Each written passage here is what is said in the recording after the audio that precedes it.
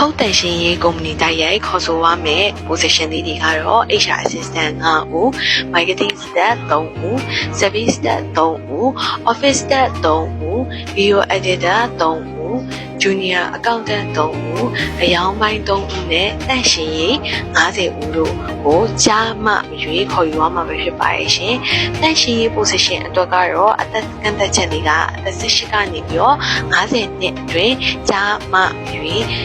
ဖုန်းဆက်သွယ်ပြီးတော့အသေးစိတ်စုံစမ်းပြီးတော့လာရောက်လျှောက်ထားနိုင်ပါရဲ့ရှင်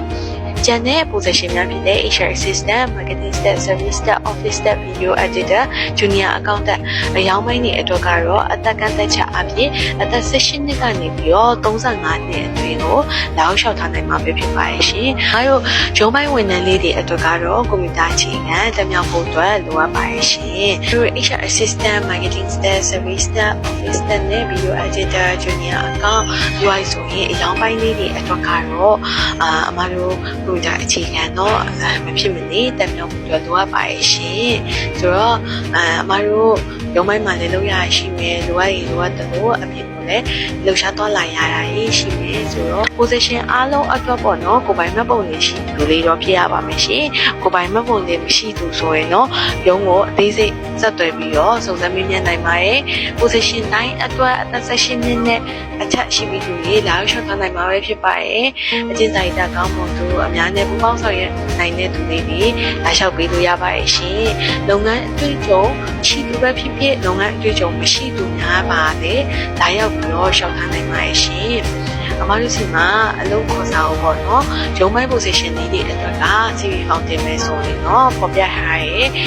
ဖုန်းနံပါတ် Viber ဖုန်းနံပါတ်လေးနဲ့ပေါ်ပြထားရဲ့ Gmail လေးကနေပြီးတော့တစ်ဆင့် CV ဖောင်ပို့စွာပေးပို့ပေးရပါမယ်ရှင်။တိုက်ရှင်ရာယူအတွက်ကတော့ပေါ်ပြပါဖုန်းနံပါတ်လေးကိုပို့ဆက်သွယ်ပြီးတော့စုံစမ်းမေးမြန်းပေးပါရှင်။ပေါ်ပြပါဖုန်းနံပါတ်လေးကတော့မနက်၈ နာရီခွဲကနေပြီးတော့ညနေ9 နာရီအတွင်းအသေးစိတ်ဆက်သွယ်စုံစမ်းမေးမြန်းနိုင်ပါရဲ့။တနင်္လာနေ့ကနေစနေနေ့ထိဖုန်းဆက်သွယ်ပြီးတော့စုံစမ်းမေးမြန်းနိုင်ပါရဲ့ရှင်။တကယ်လို့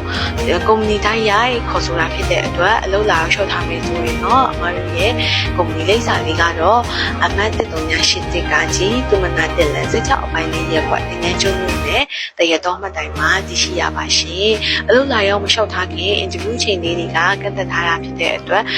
ဒီသူမဆိုလာရောက်မလျှောက်ထားခင်အသေးစိတ်ဖုန်းဆက်သွယ်ပြီးတော့စုံစမ်းပေးပါအောင်နော်အင်တာဗျူးကအချိန်လေးတွေကန့်သက်ထားပါရဲ့နေ့ရက်လေးတွေကန့်သက်ထားတာဖြစ်တဲ့အတွက်ဥစွာဖော်ပြထားတဲ့ဖုန်းနံပါတ်လေးကိုအသေးစိတ်ဆက်သွယ်စုံစမ်းပြီးတော့မှလာလျှောက်ပေးပါရှင်အမတို့ဒီတင်ငန်းကျွန်းတရတော်မှတ်တိုင်ကိုလာမယ်ဆိုရင်ရောက်တဲ့ကားနံပါတ်လေးတွေကတော့30 32 96ကားတွေရောက်ပါရဲ့အဲ့ဒါကတော့အမတို့တရတော်မှတ်တိုင်ပေါ့နော်အမတို့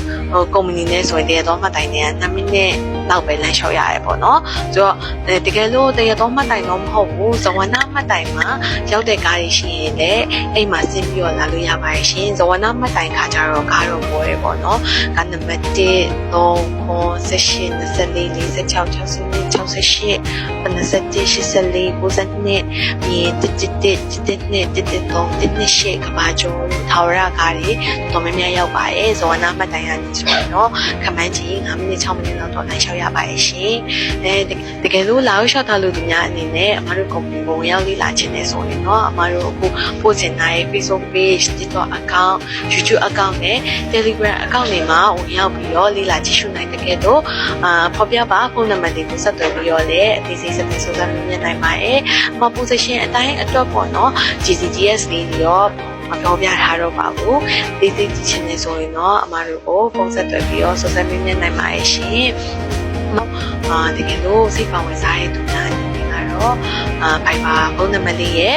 like ဆိုရင် Gmail လေးရနေတစ်စီဆက်သွယ်ရှောက်ထားနိုင်တဲ့ကဲတော့ Viber ရေး Gmail တွေအသုံးမပြုသူတွေအနေနဲ့ကတော့အမတို့အခု post တင်ထားတဲ့ Hoisha Facebook page Messenger ဘောနော်ပြီးပါဆိုရင် TikTok chat box ဒါမှမဟုတ်ရင် Telegram account တို့ကနေပြီးတော့တစ်စီတိုက်ရိုက်ပြီးတော့စီဖောင်ပြီးပို့ပြီးတော့လည်းရှောက်ထားနိုင်ပါတယ်။လုံးမဲ့တရားတော်နေ့လေးဖြစ်ပါစေရှင်။အားလုံးကိုကျေးဇူးများတင်ပါတယ်ရှင်။ပညာလည်းရမယ်။လာစားလည်းရမယ်။အလုပ်တစ်ခုဟုတ်တယ်ရှင်ရနေပြီးဖို့ရှိပါမယ်။အားလုံးပဲစိတ်ဝင်စားရဲဆိုရင်တော့မပြဟိုင်းဖုန်းနံပါတ်လေးတွေကိုဆက်သွယ်ပြီးတော့အသေးစိတ်ဆက်သွယ်စုစမ်းမြင်လိုက်တော့နော်။အားလုံးပဲကျေးဇူးပါ။ အသက်အရွယ်ပညာရေးချင်းလုံးဝမကြည့်ရဲ့စူးစမ်းချင်သူတိုင်းအတွက်အခွင့်အရေးရှိရဲ့ဟုတ်တယ်ရှိပါအလုံးလို့ရေဟုတ်ရှိရဲ့နော်